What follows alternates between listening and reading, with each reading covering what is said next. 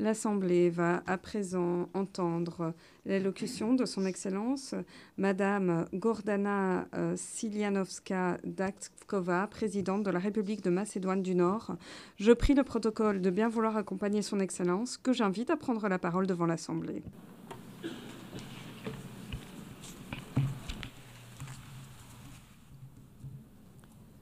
Почитувана председателке на Генералното собрание. Monsieur le Président, Madame la Présidente de l'Assemblée générale, Anna-Lena Baerbock, Monsieur le Secrétaire général des Nations unies, Antonio Guterres, Mesdames et Messieurs. Étant le fondement du droit international et du multilatéralisme, les Nations unies ont permis d'empêcher bien des conflits et des guerres et d'atténuer les répercussions d'innombrables crises humanitaires. L'ONU a aidé de nombreux États à emprunter la voie de l'égalité souveraine, ont tiré des milliers de personnes de la pauvreté et garanti l'éducation de milliers de personnes. Des mouvements mondiaux en faveur de la justice sociale, des droits se sont ainsi levés. Les droits humains ont pu être respectés. L'humanité a été mobilisée face au changement climatique. Pour ces réalisations et bien d'autres encore, l'ONU et ses dirigeants se sont vus décerner 12 prix Nobel de la paix. Mais aujourd'hui, l'ONU fait face à un séisme géopolitique qui ébranle les fondements même de l'ordre mondial d'après la Deuxième Guerre mondiale. Les crises d'aujourd'hui émanent de profonds bouleversements qui ébranlent ainsi les fondements qui ont façonné notre monde ces 80 dernières années. Une nouvelle ère s'ouvre ainsi devant nos yeux. Au lieu d'œuvrer de concert en faveur de la paix et de la sécurité face au changement climatique et aux destructions, l'intelligence artificielle et les disparités, il semble qu'on s'acheminerait vers un état où il n'y a plus d'unité. Au lieu d'un seul ordre mondial, il semble que d'autres ordres émergent, chacun avec leurs propres règles, intérêts, qui souvent sont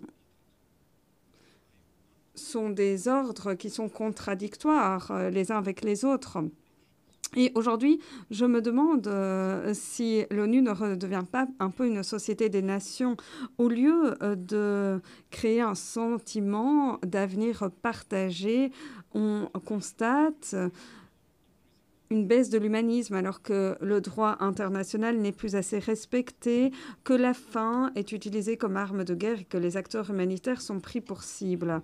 Sur fond de violence quotidienne, notre monde est tiraillé entre un pessimisme et le fait d'essayer de s'échapper de façon hédoniste. Il semblerait qu'il y ait maintenant une certaine indifférence. Les troubles de l'ordre mondial ont suscité bien des clivages géopolitiques. Et je songe notamment à l'Ukraine, où cela fait 3 ans et demi qu'une guerre est livrée contre ce pays. L'agression russe constitue une violation criante de la Charte des Nations unies et est une menace directe à la paix et à la sécurité internationale. Nous sommes également vivement préoccupés par les violations récentes des espaces aériens de la Pologne, de la Roumanie et de l'Estonie, qui sont tous 3 membres de l'OTAN. Nous sommes associés à la déclaration conjointe du 12 septembre. Nous appelons à une désescalade, au plein respect du droit international et au recours à la diplomatie préventive afin de désamorcer les tensions et de préserver la paix. Excellence. Ces failles géopolitiques se retrouvent également dans la région des Balkans. Le processus d'adhésion de mon pays à l'Union européenne a été entravé pendant 20 ans, et non pas sur la base de critères objectifs, mais pour des raisons nationalistes. La dernière condition dictée par l'Union européenne pour engager les négociations est d'amender notre Constitution. La Constitution, qui est un contrat social avec les citoyens, et il s'agit là d'une question qui est inhérente à notre pays. le président de la République et le gouvernement, au moins 30 membres du Parlement et 150 000 citoyens doivent accepter cet amendement. Et il est évident qu'on ne peut pas vraiment nous imposer ce type d'amendement. Nous souhaiterions, et donc on nous dit qu'on ne peut commencer que les négociations qu'après cet amendement, mais cela rouvrirait de nombreuses questions culturelles et historiques dont nous avons parlé avec la Grèce. Nous n'avons cessé de dire que les accords devaient être respectés. Les traités de bon voisinage, de coopération avec la Bulgarie ne comportent aucune disposition d'amendement constitutionnel. Enfin, l'Union européenne dit être unie dans la diversité, s'engage à respecter la diversité linguistique, culturelle, la dignité, l'intégrité. Alors comment peut-on nous demander de discuter, de négocier avec un voisin de l'histoire, de la culture ou de la langue? Nous avons répété à l'envi que nous considérions comme Européens et que nous croyions fermement en le projet européen qui a fait advenir paix et prospérité. Au lendemain de la Deuxième Guerre mondiale, les idéaux de l'Union européenne constituent toujours notre plus grande source d'inspiration, notamment stratégique, alors que nous souhaitons tisser des liens d'amitié avec nos voisins et coopérer avec les pays de la région. Nous ne souhaitons pas des différends avec nos voisins. Ce que nous souhaitons, c'est être intégrés dans l'Union européenne, mais sans qu'on nous dicte des conditions supplémentaires et en respectant notre dignité nationale. Après la guerre en Ukraine, l'intégration des Balkans occidentaux, c'est une question de sécurité. Si l'on ferme la porte à nos pays, mais si l'on ouvre la porte à d'autres centres géopolitiques de pouvoir, eh bien, il est alors paradoxal que l'Union européenne parle de résilience.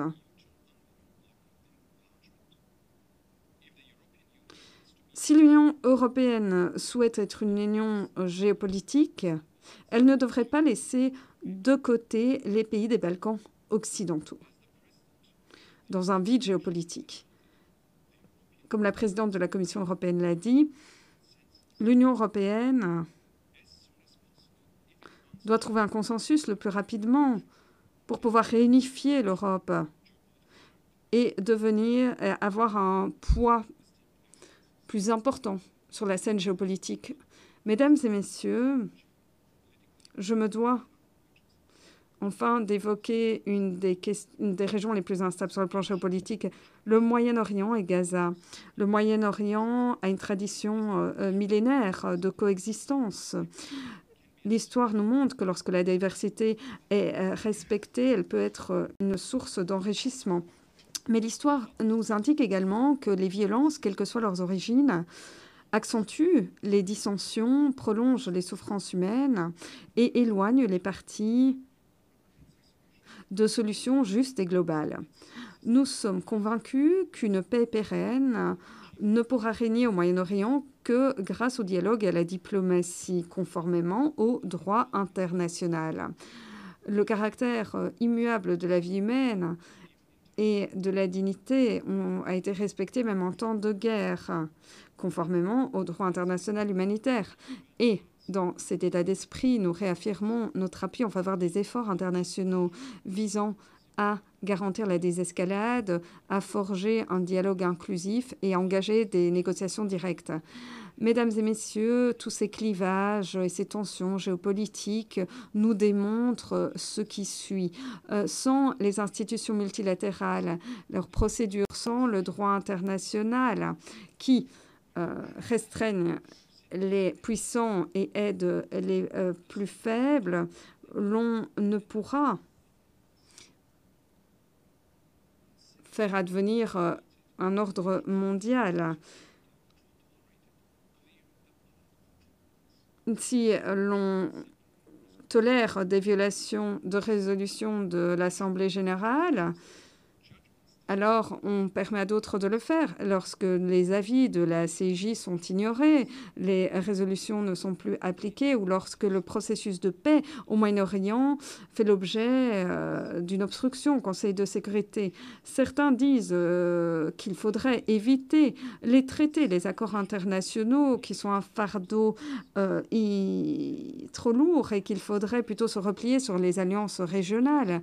Alors, le moyen le plus rapide de régler des crises se trouverait en dehors de l'ONU, en contournant le Conseil de sécurité, mais s'éloigner de ces mécanismes internationaux en faveur d'un opportunisme régional nous ferait basculer vers un avenir incertain de concurrence géopolitique ou économique et de concurrence pour les ressources. Est-ce vraiment ce monde-là que nous voulons léguer aux générations futures? L'autre option consiste à redynamiser le multilatéralisme et à rendre les institutions plus à même d'absorber les chocs. Mesdames et messieurs, les jeunes générations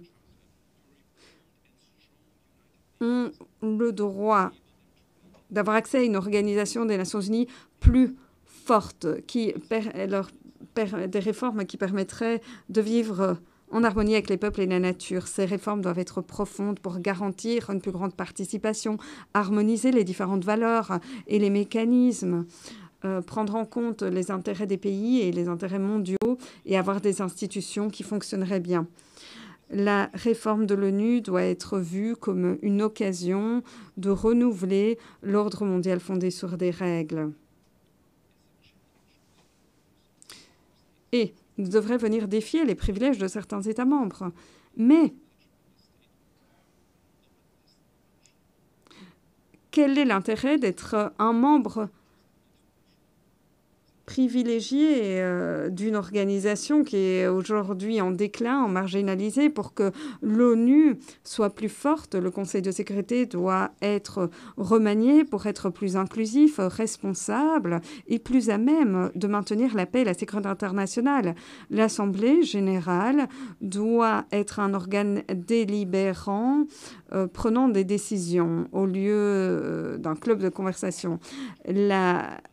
Le respect des avis de la Cour de justice devrait être de mise pour tous les États afin de garantir l'état de droit. Des réformes s'imposent face aux anciens défis, mais également aux nouveaux. L'intelligence artificielle recèle un potentiel immense, mais également des risques incalculables pour la civilisation. Ces effets pourraient être plus important que la révolution numérique et industrielle. Bien conscient de tous ces éléments, mon pays souhaite que l'intelligence artificielle devienne une priorité lors de la 80e session. L'année prochaine, on élira un nouveau secrétaire général de l'ONU. Il nous faut une personne de grande stature, à la riche expérience diplomatique et à même de fédérer, de dégager un consensus, mais une personne également très humaine, très engagée en faveur des plus vulnérables. Les diplomates les plus qualifiés du monde doivent également avoir du tact. Il est grand temps, après 80 ans, de voir une femme élue au poste de secrétaire général dans un monde dominé par des hommes forts, souvent munis d'armes. Il nous faut des femmes fortes, emplies de sagesse et d'empathie. Je suis convaincue que les femmes qui, aux côtés des enfants, sont les premières victimes des guerres, ont le droit inaliénable et l'obligation de prévenir les guerres. Les petits États sont particulièrement vulnérables. Les États de taille moyenne ou de plus petite taille doivent être les principaux bénéficiaires de cette réforme de l'ONU. Je voudrais vous faire part de nos actions à cet égard. Nous avons voté pour l'adoption du Pacte pour l'avenir, nouveau contrat social. Alors que nous vivons dans une des régions la plus durement touchées par les changements climatiques, la Méditerranée, nous faisons déjà l'expérience des phénomènes météorologiques extrêmes, retombées des changements climatiques. Voilà pourquoi nous avons signé les accords de Paris, notamment lors de la COP29 à Bakou. Nous sommes ralliés à l'engagement de Séville. Nous avons intégré les ODD dans notre stratégie nationale de développement 2024-2034. Lors de la 3e conférence des Nations Unies sur les océans à Nice, nous nous sommes engagés en faveur d'une gouvernance des océans robuste en entérinant le plan d'action.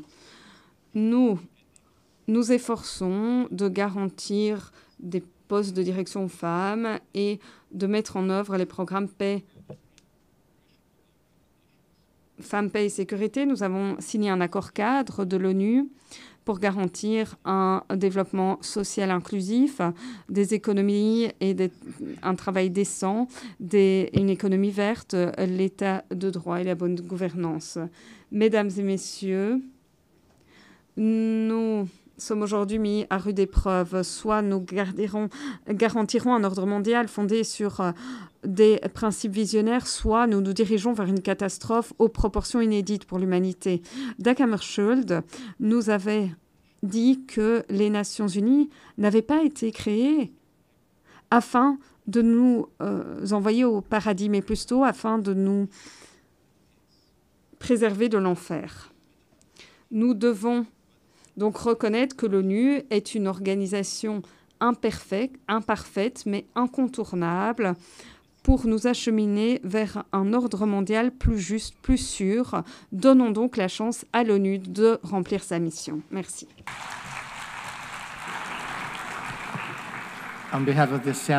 Au nom de l'Assemblée générale, je tiens à remercier la présidente de la République de Macédoine du Nord.